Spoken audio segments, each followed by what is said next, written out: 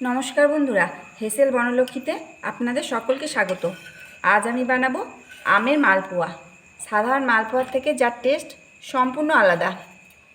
আর এই মালপোয়া হয় খুব রসালো এবং তুলতুলে নরম। আপনারা স্কিপ না করে সম্পূর্ণ ভিডিওটি দেখুন আর এইভাবে আমের মালপোয়া বানিয়ে নিন। আমের মালপোয়া বানাবার জন্য আমি একটা পাত্রে নিয়ে নিচ্ছি 2 কাপ রুল ময়দা, আর দিচ্ছি হাফ কাপ সুজি। এই সুজিটা মিক্সিতে গুঁড়ো করে নিয়েছি, তাতে মালপোয়াটা একটু সফট হবে। আর দিচ্ছি 1 কাপ আমের পাল্প। যে কাপে 2 কাপ ময়দা নিয়েছিলাম সেই কাপেরই হাফ কাপ সুজি দিয়েছি আর 1 কাপ আমের পাল্প। এখন এটা একসঙ্গে মাখিয়ে নেব।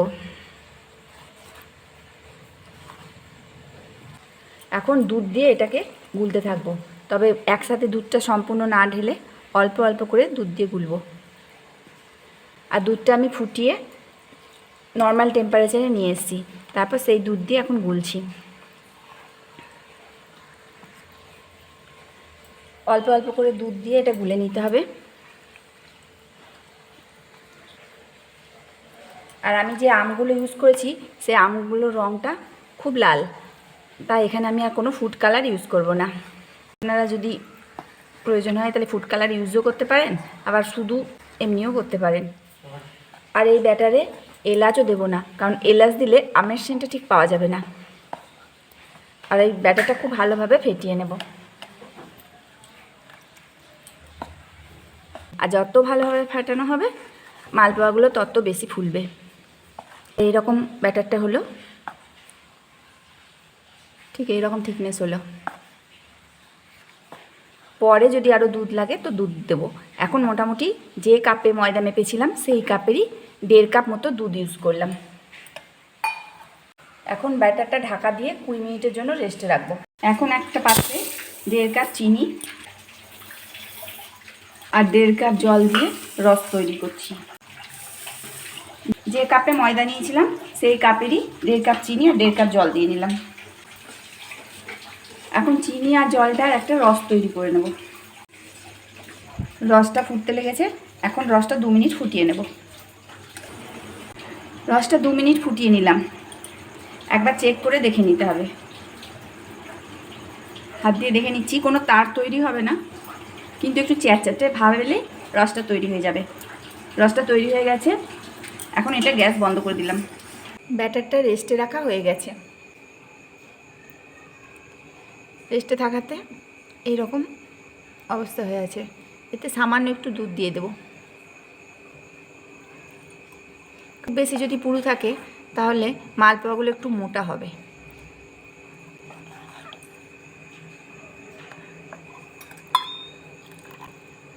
চার চামচ মতো দুধ দিয়ে দিলাম।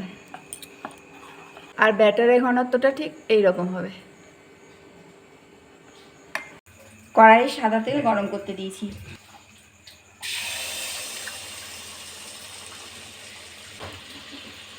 মালপোয়াগুলো ঠিক এইভাবে ভেজে নেব।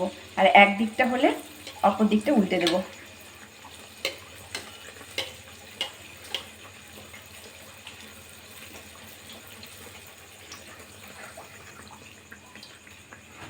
দেখুন মালপোয়াগুলো কি সুন্দর গোল গোল লুচির মতো হয়ে ফুলে উঠছে। এইভাবে মালপোয়াগুলো ভেজে নেব।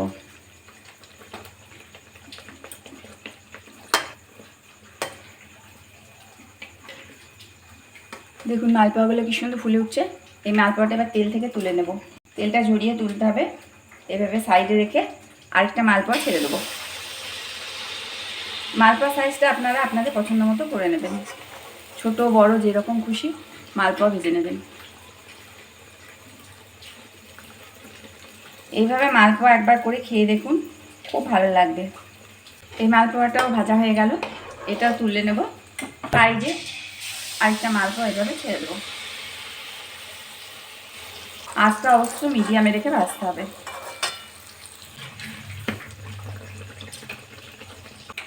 এই 4টে মালপোয়া এখন ভাজা হলো, এইগুলো রসে দিয়ে দিচ্ছি। রসটা যেন গরম থাকে, নাহলে মালপোয়াগুলো চুপসে যাবে না। কুসুম কুসুম যেন গরম থাকে। এই 4টে একটু ভিজতে দেব, ততক্ষণে অন্য মালপোয়াগুলো ভেজে নেব। এই মালপোয়াগুলো রসে চুবে গেছে, এখন এগুলো রস থেকে তুলে নেব।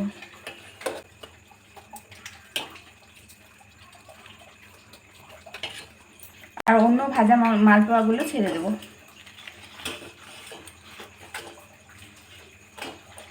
এইভাবে সব মালপোয়াগুলো বানিয়ে নেব। এইভাবে আবার ভেজে নেব, আবার রসে ফেলবো, এইভাবেই সমস্ত মালপোয়াগুলো করে নেব। আর সমস্ত ভিডিওটি দেখার জন্য হেসেল বনলক্ষ্মীর তরফ থেকে অসংখ্য ধন্যবাদ।